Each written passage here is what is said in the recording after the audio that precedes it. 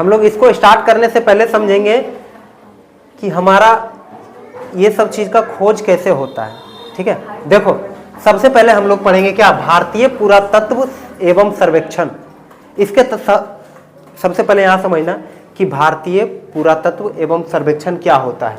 ठीक है, ये क्या होता है कि कोई भी चीज़ खोजने का काम करता है। जैसे मान लो कहीं पे कोई सभ्यता है, तो उस सभ्यता में जो जो जानकारी इसको मिलेगा कि हमको इतना साल पहले वहाँ का कोई साक्ष्य मिला है, ठीक है, तो वही सब चीज़ का सर्वेक्षण करता है, खोज करता है। और ये एक गठन है। जैसे क्या हुआ, जैसे मान लो सीआईडी वाले, ठीक है, सीआईडी वाले एकागो चोर दरिंदा को पकड़ने का काम करता है, एकागो की कतीन चोर दरिंदा को पकड़ने का काम करता है। उसी तरह ये जो एक संगठन है, एक कमिटी है, ठीक है, तो ये क्या हो गया कि इसको अंग्रेजी में बोलेंगे ASI यानी आर्कियोलॉजिकल सर्वे ऑफ इंडिया। ठीक है, इसके तहत क्या होता है कि जितना भी सभ्यता है, जितना भी पुराना चीज है, उसको खोजने का काम होता है। ठीक है, उसको खोजने का काम होता है। और सबसे पहले समझते हैं कि आर्कियोलॉजिकल सर्वे ऑफ इंडिया का स्थापना किसने किया था। ठीक है, मतलब आखिर ये जो गठन है, ये गठन का स्थापना कब किया गया, तो गठन का स्थापना किया था 1861 में। कब हुआ था? 1861 में। किसके द्वारा? नहीं मालूम। Alexander Cunningham. क्या नाम है? Alexander Cunningham. ठीक है, का स्थापना कौन किए थे? 1861 में कौन किए थे? Alexander Cunningham.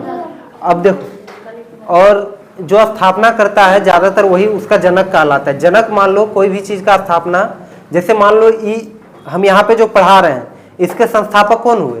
राजेश सर। ठीक है, तो वही राजेश सर को हम क्या बोल सकते हैं? यहाँ का जनक भी बोल सकते हैं। ठीक है, तो फिर से लिखेंगे कि जनक के रूप में कौन हुए? इनका जनक अलेक्जेंडर कनिंघम। मतलब क्या हुआ? भारतीय पुरातत्व एवं सर्वेक्षण का जनक किसे कहते हैं? उसके बाद क्या हुआ कि महानिदेशक। सबसे पहले महानिदेशक को समझो। ठीक है, बिल्कुल ध्यान से समझना। मान लो जैसे कोई एक सेना का टुकड़ी है ना? टुकड़ी नहीं जानती, बता रहे हैं तो हम तो बतवे लाए। देखो सेना का टुकड़ी मान लो 10 को सेना है, तो उसका जरूर एक हेड रहता होगा। हेड रहता है ना? मान लो जिसको जनरल हम लोग बोलते हैं ना कि जनरल साहब, कर्नल साहब, ये सब आ रहे, तो वो सब मतलब सेना का हेड रहता है। तो उसी तरह जो भारतीय पुरातत्व एवं सर्वेक्षण में काम करते थे, उसका महानिदेशक, मतलब जिसका निर्देश पे काम होता था कि तुम ये काम करो, वो काम करो, तो सबसे पहला महानिदेशक ये जो भारतीय ये जो सर्वे है, उसका पहला जो है महानिदेशक कौन थे? Alexander Cunningham. वही जो इसका स्थापना किए थे, वही थे इनका अलेक्जेंडर कनिंघम। अब देखो ये अलेक्जेंडर क्या थे? अंग्रेज थे। कौन थे? अंग्रेज। 1861 का बात हो रहा है, तो ये अंग्रेज ही हुए होंगे, क्योंकि उस टाइम हम लोग क्या थे? गुलाम थे। किनका? अंग्रेज का गुलाम थे, ब्रिटिश का गुलाम थे। तब क्या करेंगे कि ये था अंग्रेज। ठीक है, लेकिन पहला यही ASI यानी आर्कियोलॉजिकल सर्वे ऑफ इंडिया, भारतीय पुरातत्व एवं सर्वेक्षण के पहला भारतीय, ठीक है, अंग्रेज नहीं, पहला भारतीय महानिदेशक कौन थे? ठीक है, जिसको कर्नल, जनरल जो भी बोल सकते हो। पहला भारतीय महानिदेशक कौन रहे? तो पहला जनरल था, लेकिन पहला भारतीय, भारत का जो मूल भारत का निवासी था, वो कौन था? तो उसको लिखेंगे रखाल दास बनर्जी। क्या लिखेंगे? रखाल दास बनर्जी। रखाल दास बनर्जी। अब देखो क्या हुआ कि अंग्रेज तो इसका स्थापना कब किया था? भारतीय पुरातत्व एवं सर्वेक्षण का स्थापना कब हुआ? 1861। लेकिन इसका एक बार फिर से उद्घाटन के तौर पे, मान लो एनिवर्सरी जैसे नहीं मनाते हैं, उसी तरह इसका एक बार फिर से स्थापना किया गया, कब किया गया? आधुनिक स्वरूप में। ठीक है, इसका नाम पड़ा कि भारतीय पुरातत्व एवं सर्वेक्षण का आधुनिक स्वरूप में स्थापना कब हुआ? तब हमारा आंसर क्या जाएगा? 1904। ठीक है, 1904। ठीक है, अगर जब कोई सिर्फ इतना पूछे कि भारतीय पुरातत्व एवं सर्वेक्षण का स्थापना कब हुआ, तब आंसर क्या जाएगा? 1861। जब सिर्फ पूछे कि इसका स्थापना कब हुआ, तब 1861। लेकिन अगर जब ई लगा दे कि भारतीय पुरातत्व एवं सर्वेक्षण का आधुनिक स्वरूप में इसका स्थापना कब हुआ, तब क्या बोलेंगे? 1904। उसके बाद इसमें एक चीज समझ लेना कि इसका मुख्यालय जो है, इसका मुख्यालय कहाँ है? इसका मुख्यालय कहाँ है? नई दिल्ली। कहाँ है? नई दिल्ली। और देखो पूरा देश, पूरा भारत देश में इसका कार्यालय, मतलब इसका टोटल कितना ऑफिस है? 27 गो क्षेत्रीय कार्यालय, 27 गो इसका टोटल भारत में ऑफिस है। उसके बाद इसका प्रत्येक अपने अपने क्षेत्र का, और सब अपने अपने क्षेत्र का सबको जिम्मा सौंप दिया है कि तुम अपना क्षेत्र में जो जो ऐतिहासिक स्थल मतलब जो पहला स्थल है, जैसे हम लोग तुमको अभी जो सिंधु घाटी सभ्यता के बारे में बताएंगे, जो पहले जमाना का कोई जगह है तो उसका खोज करो, उसमें कुछ खोज मिलता है, तुम जो है डायरेक्ट उसको दिल्ली लेके आओ मेन ऑफिस में। ठीक है, और स्मारकों मतलब जो मूर्ति बनाया जाता है उसका सर्वेक्षण करो। ठीक है, उस सब का जिम्मेदारी सबको दिया गया है। टोटल 27 को जो है सबको जिम्मेदारी मिल गया है कि तुम अपना अपना जितना क्षेत्र है उसमें तुम खोज करो और सबका जानकारी तुम डायरेक्ट मुख्यालय में दो। इसका टोटल कितना ऑफिस है? 27। और यहाँ पे एक चीज तुम लोग जान लो कि इसका जब आधुनिक स्वरूप में स्थापना हुआ, ठीक है, तब भी 1904 में क्या था? अंग्रेज ही शासन कर रहा था। तो उस टाइम एक वायसराय था जिसका नाम था क्या? Lord Curzon. क्या नाम था? Lord Curzon. ठीक है, उसने स्थापना किया था। आगे समझ में? अब जो है यहां से हम लोग सिंधु घाटी सभ्यता को पढ़ना स्टार्ट करेंगे। ठीक है, तो सबसे पहले सिंधु घाटी सभ्यता को पढ़ने के लिए सबसे पहले इसका नाम जान लेते हैं कि सिंधु सभ्यता, ये जो हमारा सिंधु घाटी सभ्यता है इसको किस किस नाम से जानते हैं। ठीक है, तो सबसे पहले तुम लोग हमको ये बताओ, यहाँ ध्यान देना, सिंधु घाटी सभ्यता कौन सा काल का सभ्यता है? आदि ऐतिहासिक।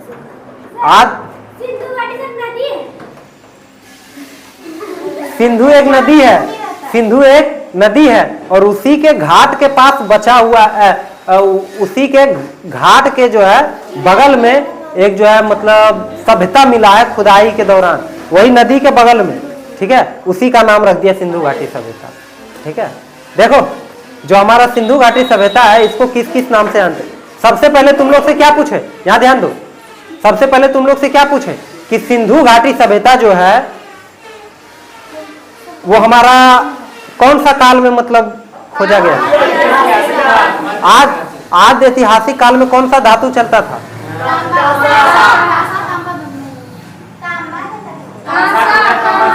कांसा। क्या बोलेंगे? कांसा।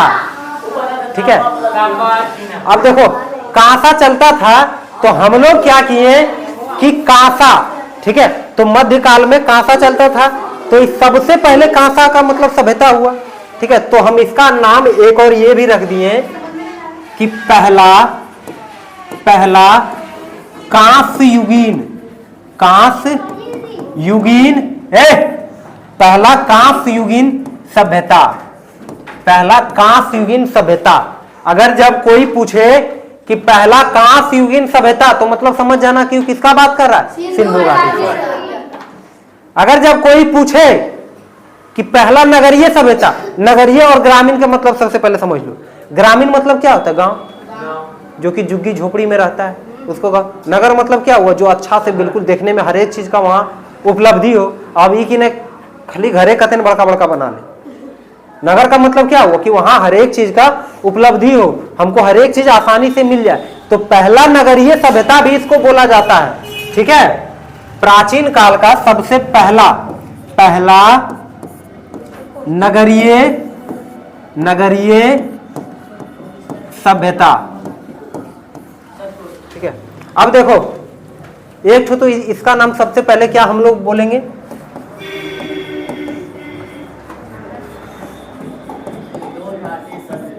सिंधु घाटी। और इसको एक और सभ्यता का नाम से जानते हैं जिसको क्या बोलते हैं, हड़प्पा सभ्यता। ठीक है, और इसको एक और नाम से जानते हैं, उसको क्या बोलते हैं। बोला तुम इसका अंग्रेजी कर दे रहा है, अंग्रेजी नहीं, इसका नाम पूछ रहे हैं हम। उस तरह तो इसको फारसी उर्दू कते भाषा में लिख के बता देंगे। ठीक है, उर्दू नहीं जानते बाबू। देखो अब क्या है, यहाँ ध्यान दो, यहाँ ध्यान दो। अब क्या है कि हड़प्पा सभ्यता हो गया। अब इसके बाद इसका एक और नाम है जिसको बोलते हैं सिंधु सरस्वती सभ्यता। सिंधु सरस्वती सभ्यता। ठीक है, इतना नाम है टोटल। कितना नाम हुआ। अब देखो क्या है, इसका पहला उल्लेख सिंधु सभ्यता क्या था। अब यहां से कहानी स्टार्ट होता है। ठीक है, नाम वगैरह जान गए। अब खोज कैसे हुआ इसके बारे में। सिंधु सभ्यता क्या था कि वो एक जमीन के अंदर, ठीक है, मान लो उसके ऊपर बहुत सारा मिट्टी चल गया हो और वो बिल्कुल ढक गया हो। तब क्या है कि पहला एक आदमी था, उसने उल्लेख किया कि यहाँ पे पक्का कोई कुछ ना कुछ रहा होगा। ठीक है, यहाँ पे कोई सभ्यता रहा होगा, हमको ऐसा डाउट है। ठीक है, तो पहला उल्लेख इसका कौन किया था। पहला उल्लेख सिर्फ बताया था कि यहाँ पे कुछ हो सकता है, कोई सभ्यता हो सकता है। उसका नाम है चार्ल्स मैसन। क्या है, चार्ल्स मैसन। मैसन, ठीक है। और ये कब किया, कब किया, जब हमारा आर्कोलॉजिकल सर्वे ऑफ इंडिया का गठन नहीं हुआ था तबे किया था। कब, 1826 में, 1826 में। अब देखो क्या हुआ, 1826 में ही बात बोला। पहले तुम लोग यहाँ पे समझ लो फिर लिखना। 1826 में ही बोला कि वहां पे कोई सभ्यता हो सकता है। फिर एक बार 1853 में, ठीक है, 1853 में क्या हुआ कि अलेक्जेंडर कनिंघम, उस टाइम भारतीय पुरातत्व सर्वेक्षण का गठन नहीं हुआ था। उससे पहले वो क्या किया, 1853 में यहाँ एक खन के देखा। ठीक है, यहाँ पे वो खुदाई करके देखा थोड़ा सा कि यहाँ पे सही में कुछ निकलता है कि नहीं निकलता है। तो जब खुदाई किया तो उसको ज्यादा कुछ नहीं मिला। कौन, अलेक्जेंडर कनिंघम। तो इसका पहला उत्खनन किसने करा,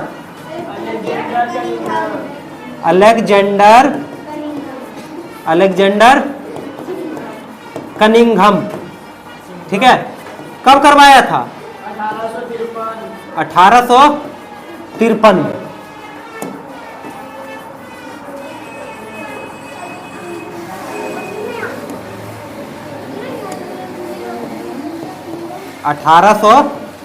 तिरपन में। अब देखो क्या है, 1853 में ही क्या किया, पहला उत्खनन किया था। ठीक है, अब देखो क्या हुआ कि 1853 से चलते चलते वहां पे कुछ नहीं मिला। लेकिन एगो आदमी था जिसका नाम था राय बहादुर दयाराम साहनी। क्या था, राय बहादुर दयाराम।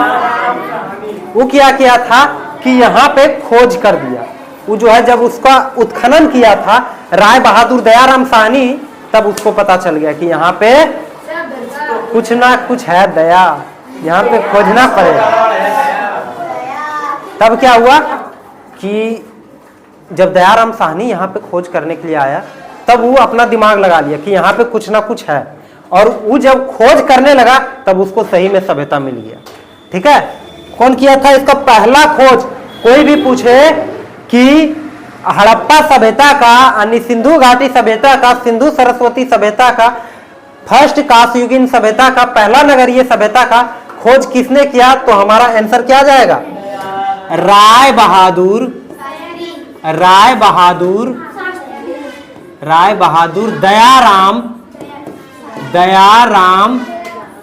दयाराम साहनी। अच्छा, ये खोज कब किया, तो डेट पूछे तो डेट बताना तुम लोग 1921। यहां तक क्लियर है। ठीक है, और जो है एक चीज तुम लोग ध्यान दो, क्या हुआ कि जब इसका खोज कर रहा था तो तुम लोग को पहले महानिदेशक के बारे में बताए थे कि जितना खोज करने वाला रहता है उसका एक हेड रहता है।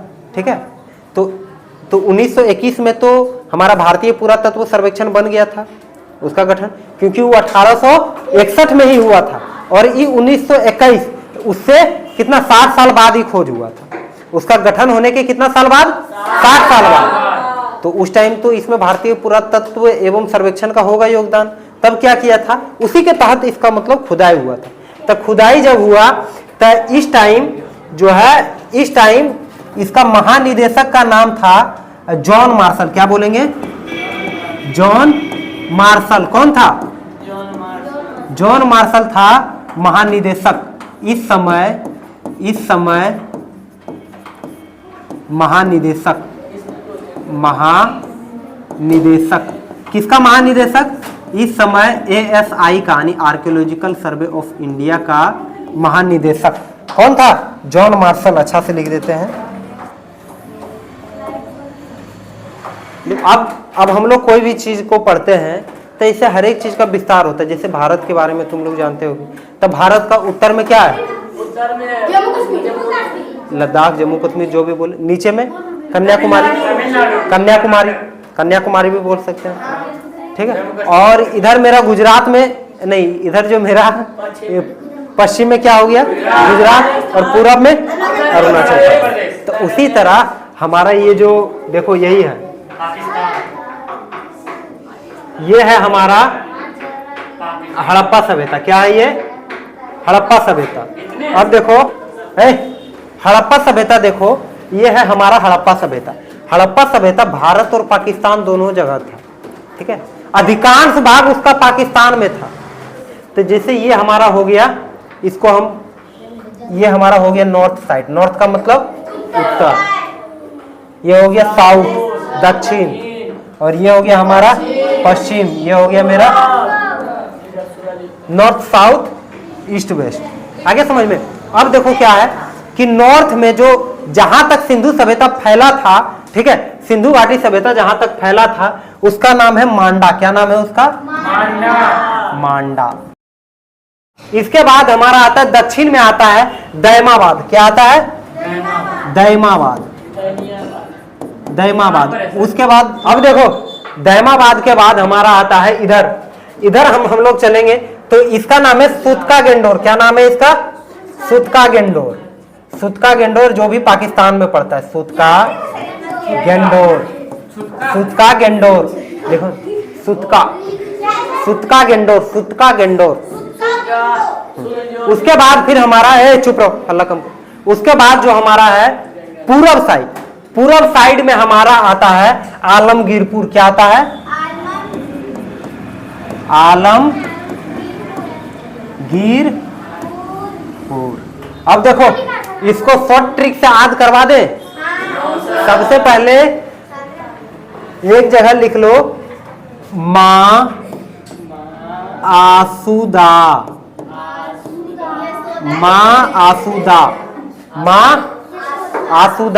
और एक तो लिख लो न्यूज, NEWS, न्यूज, ठीक है। अब देखो नॉर्थ साइड में माँ से मेरा मांडा, ठीक है। ईस्ट साइड में मेरा आलमगीरपुर, ठीक है। वेस्ट साइड में मेरा सुतका गेंडोर, ठीक है। उसके बाद साउथ साइड में है मेरा दैमाबाद। चलो हो गया यहां तक, इतना नोट करो। हाँ क्या चीज? न्यूज क्या करें? न्यूज का ट्रिक हम कहां से लाए? न्यूज का ट्रिक न्यूज से क्या बनता है? नॉर्थ ईस्ट वेस्ट साउथ, ठीक है। नॉर्थ में मेरा मांडा। अगर जब कोई क्वेश्चन पूछे, चुप रहो, क्वेश्चन कैसे बनेगा सबसे पहले समझ जाओ। नॉर्थ में जैसे पूछेगा कि सिंधु घाटी सभ्यता का विस्तार, ठीक है, नॉर्थ साइड मतलब उत्तर साइड में कहां तक है, तब क्या आंसर जाएगा? मांडा। अगर जब वही पूछे कि सिंधु सभ्यता का विस्तार दक्षिण साइड में कहां तक था, तो क्या आंसर जाएगा? दैमाबाद। अगर जब फिर से मेरा वही पूछे कि सिंधु सभ्यता का विस्तार पूर्व साइड में कहां तक था? आलमगीरपुर। एक चीज और तुम लोग देख लेना कि जैसे भारत का अगर जब तुम लोग से पूछे कि नॉर्थ से लेके साउथ तक का लंबाई कितना है? 3204। हाँ 3214, हम जो 3204 बोल रहे 3214, और इधर वेस्ट से लेके ईस्ट तक 2933। तो उसी तरह इसका अगर जब पूछ दे कि सिंधु सभ्यता का नॉर्थ से लेकर के साउथ तक कितना है, तब क्या देखो इसका तुम लोग देना आंसर, नॉर्थ से लेकर के साउथ तक है इसका 1400 किलोमीटर। कितना है? 1400 किलोमीटर। और वेस्ट से लेकर के ईस्ट तक है इसका 1600 किलोमीटर। इतना दूर तक सोचो ये फैला हुआ था। दोस्तों आज के लिए बस इतना ही। तो मिलते हैं कल इसके अगले भाग में। अगले भाग में हम सिंधु सभ्यता के बारे में और भी जानकारी लेंगे। तो आज के लिए बस इतना ही। जय हिंद।